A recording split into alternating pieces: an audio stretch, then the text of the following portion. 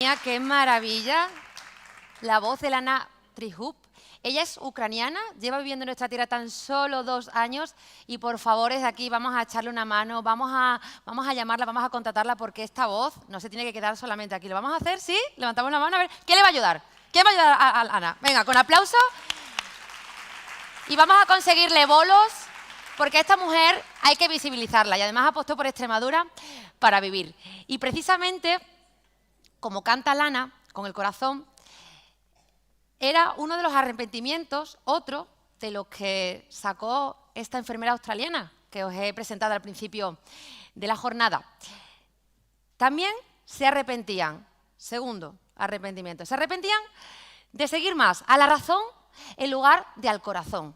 Porque claro, estamos todo el día empeñados y empeñadas en hacer lo correcto, en controlar. Ay, cuando voy a llorar pedimos perdón, porque claro, no se puede llorar. ¿Cómo que no se puede llorar? ¿Quién ha dicho eso? Os voy a decir una cosa. No conozco nada que donde se haya puesto el corazón haya salido mal. ¿Vosotros lo conocéis? Porque allá se ponen los pelos de punta. Porque allá donde se pone el corazón y allá donde se pone la buena voluntad, sale.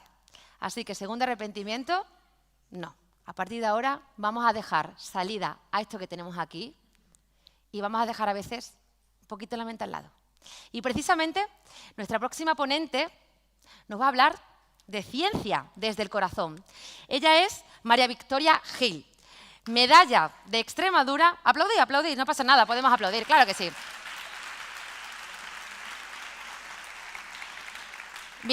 María Victoria es medalla de Extremadura 2018. Además, presidenta fundadora de la Asociación Extremeña de Alérgicos a Alimentos, AEXAL. Presidenta fundadora de la Asociación también para la Difusión de la Ciencia y la Tecnología de Extremadura, ADICITEX. María Victoria, muchas todo gracias. tuyo. Gracias. Gracias.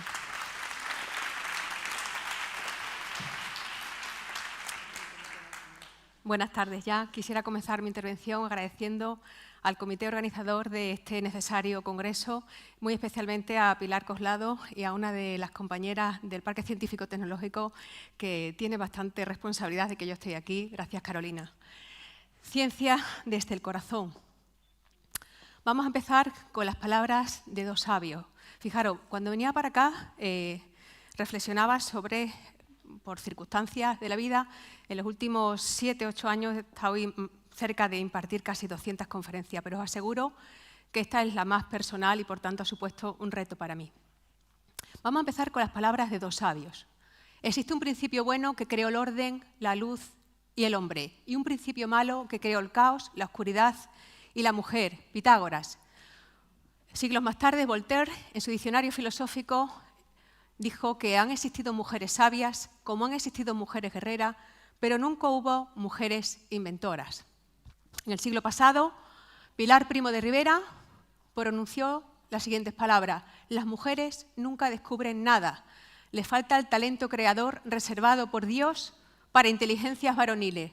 Nosotras no podemos más que interpretar, mejor o peor, lo que los hombres nos han hecho. Arrancamos. Con estas premisas,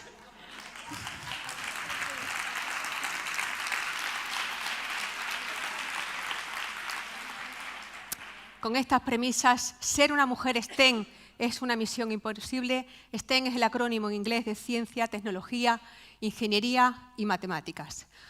Vamos a centrarnos, para no sufrir demasiado, en el último siglo. Aquí tenéis la fotografía de la primera conferencia Solvay. Estas conferencias tienen la particularidad que no son unos congresos al uso, no son los congresos en los que los científicos vamos, pagamos nuestra inscripción, además bastante cara, y gracias a ello podemos compartir nuestros descubrimientos con nuestros colegas. No. Estas conferencias son por invitación y reciben el nombre de Conferencias Solvay porque se hacían bajo el mecenazgo del químico industrial belga Ernest Solvay. En la fotografía podéis apreciar a una mujer que sin duda todos conocemos, 24 personas, una única mujer, Marie Curie. La quinta conferencia Solvay, la situación empeora, aumenta el número de asistentes, vuelve a aparecer una única mujer, nuevamente Marie Curie, y como anécdota, esta fotografía se dice que es la fotografía más importante de la historia de la ciencia porque de entre los asistentes o lo eran o llegaron a ser hasta 19 premios Nobel.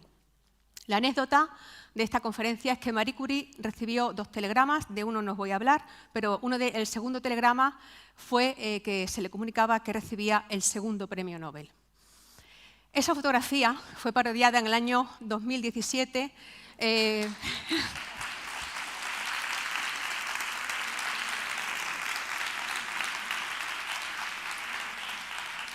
por la Sociedad Italiana de Física.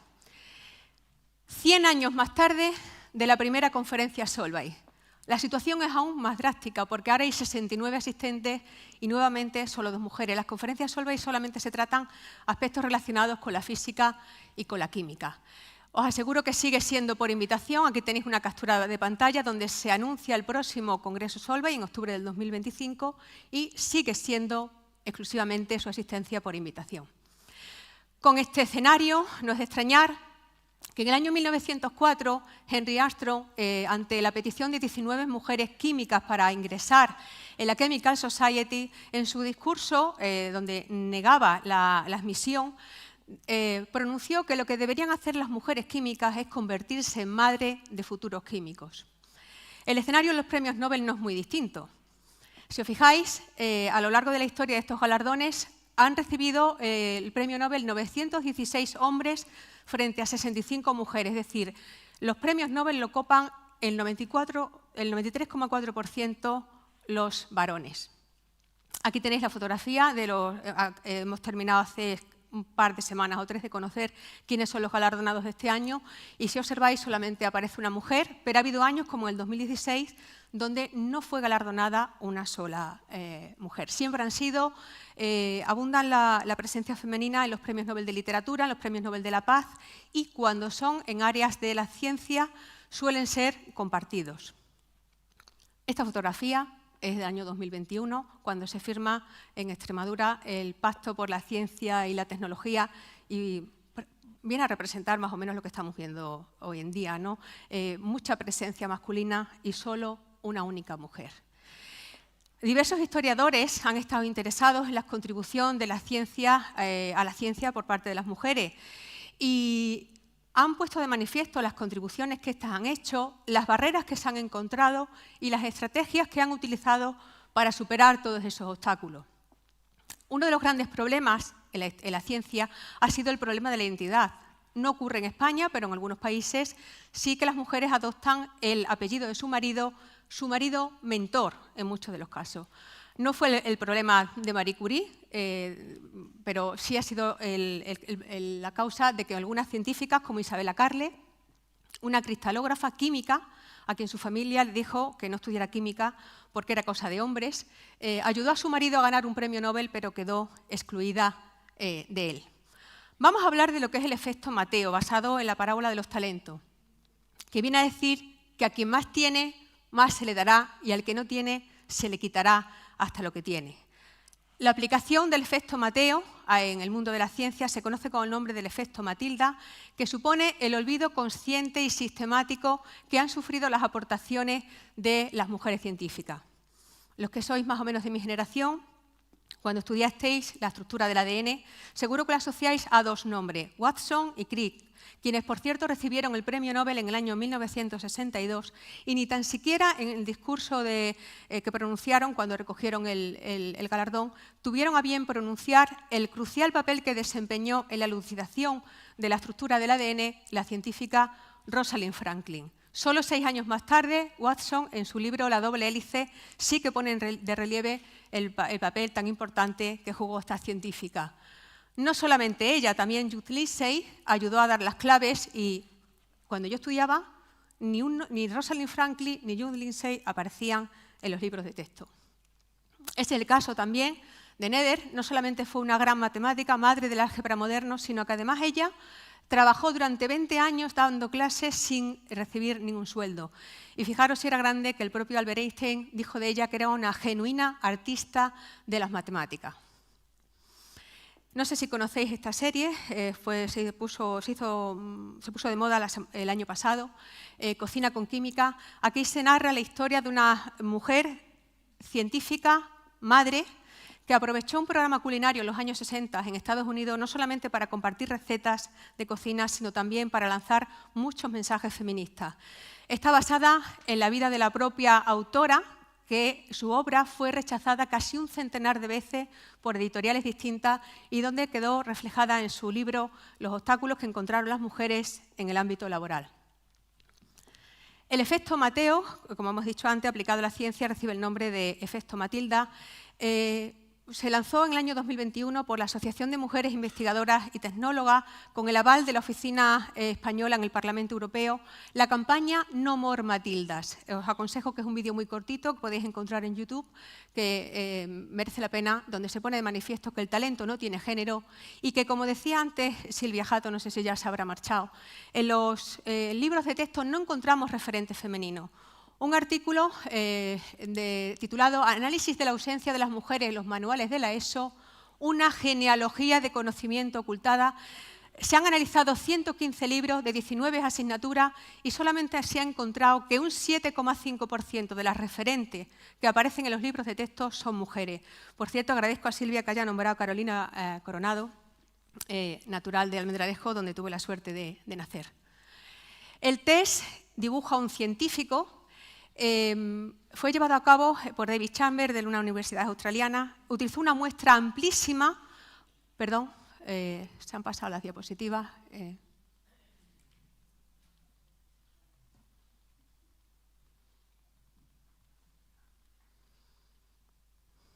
Las cosas del directo. 4.800, utilizó una muestra amplísima, 4.807 niños de Estados Unidos y de Canadá, con edades comprendidas entre 5 y 11 años, el 49% eran niñas y de esa muestra solo 28, que suponía el 0,6%, todas niñas fueron capaces de dibujar a una mujer científica. Y es que el estereotipo del científico, ese hombre con el pelo blanco, alborotado, barba larga y bata blanca, limita, parece ser, y mucho, más de lo que nos imaginábamos, las carreras, las vocaciones científicas femeninas. Me impactó muchísimo leer este estudio realizado en la Universidad del País Vasco, titulado El físico de las científicas, del año 2018. Fue un estudio que se extendió a muchísimos institutos de la geografía española, a chicas con edades comprendidas entre 13 y 14 años. El estudio concluía que muchas niñas no querían estudiar carreras científicas por el estereotipo, porque asociaban a una mujer científica con una mujer que no tenía una vida normal, si es que hay alguna vida normal, una mujer encerrada en el laboratorio, poco femenina, poco atractiva. Y claro, cuando yo leí eso, inmediatamente me vino a la cabeza la imagen de Hedy Lamarr, una actriz a quien le debemos, por cierto, el uso de las ondas wifi y en quien se fijó Walt Disney para recrear el personaje de Blancanieves. ¿Qué dice el último informe que tenemos ahora mismo de Científicas en Cifra del año 2023, elaborado por el Ministerio de Ciencia e Innovación? Nos aparece esta gráfica en tijera, duela lo que duela. Más del 55% de los alumnos de grado son mujeres. Cuando llegamos a la etapa de doctorado, se igualan el 50%, punto arriba, punto abajo, dependiendo del los años que comprende el análisis. Sin embargo, conforme vamos avanzando en la carrera académica, se invierten los porcentajes. Estos son datos de la Universidad Española. Los últimos datos a los que yo pude tener acceso de la Universidad Extremeña eran incluso aún más drásticas. Aquí intervienen muchos factores, partiendo siempre de que hay que trabajar muchísimo. También interviene, pues, lógicamente, líneas de investigación más exitosas, grupos de investigación más potentes, situaciones familiares y un largo etcétera. Pero esa es la realidad. Hay una clara segregación vertical y, no lo digo yo, que también lo dice un artículo publicado en la revista Nature en el año 2019, que la mitad de las mujeres científicas en Estados Unidos abandonan su jornada a tiempo completo después del nacimiento de su primer hijo. Traigo aquí algunos titulares que son sorprendentes. Año 2018, o científica o madre, la campaña que visibiliza las injusticias laborales de las mujeres científicas. Y este titular, sobran las palabras, del año 2020, las madres investigadoras no serán penalizadas por la crianza de sus hijos. Me alegra ver que cuando se trabaja de manera conjunta, cuando se fomenta la igualdad de oportunidades, se consiguen logros de este tipo.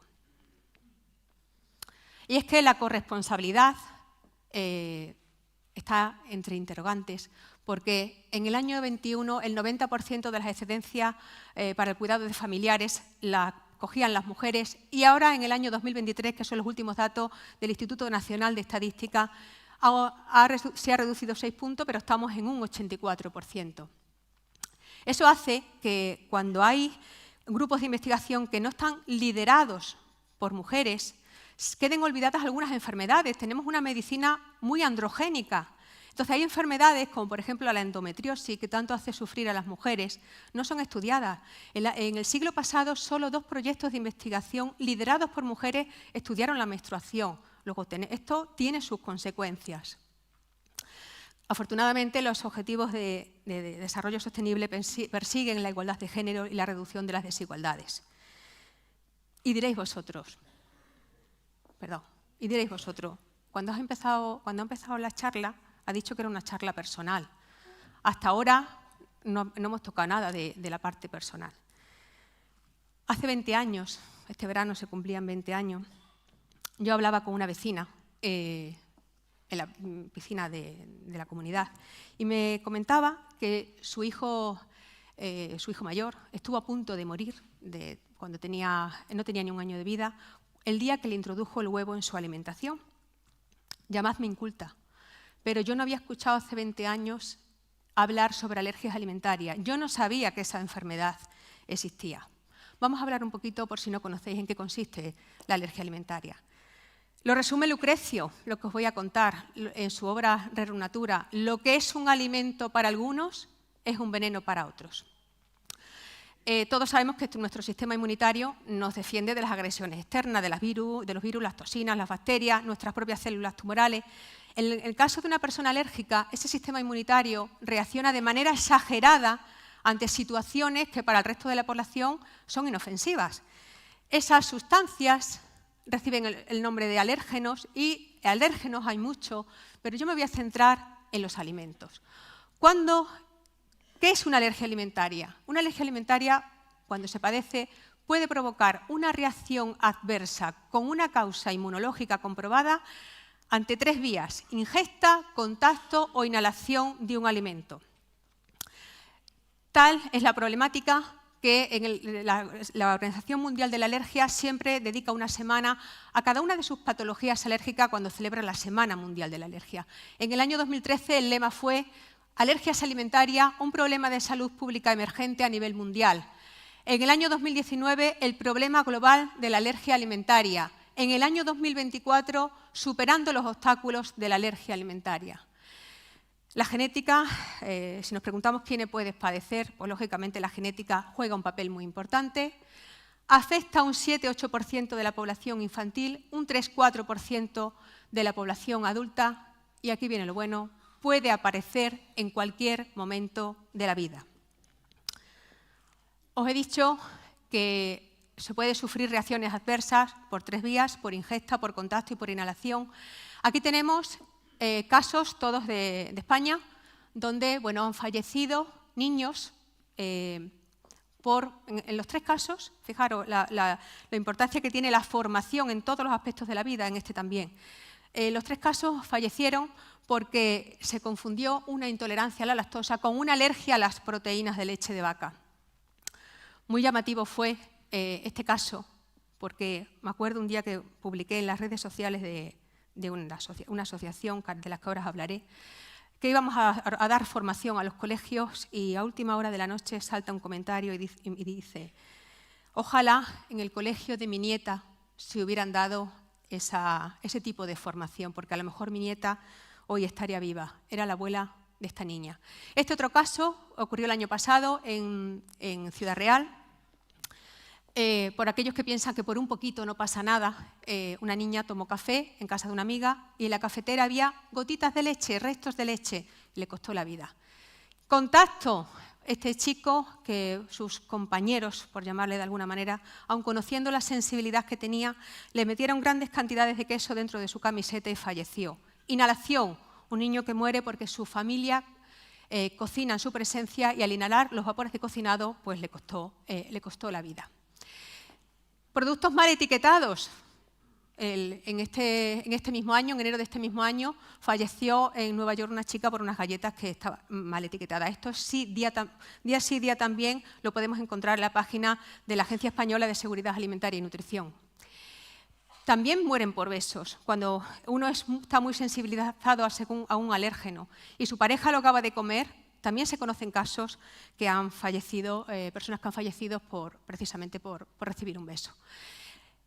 Si pensáis que el problema de las alergias alimentarias termina con los alimentos, desgraciadamente estáis muy equivocados.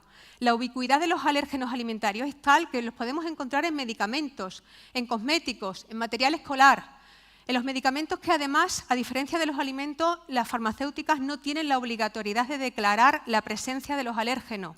Por eso, este chico se iba a hacer una resonancia, como era pequeñito, había que sedarlo.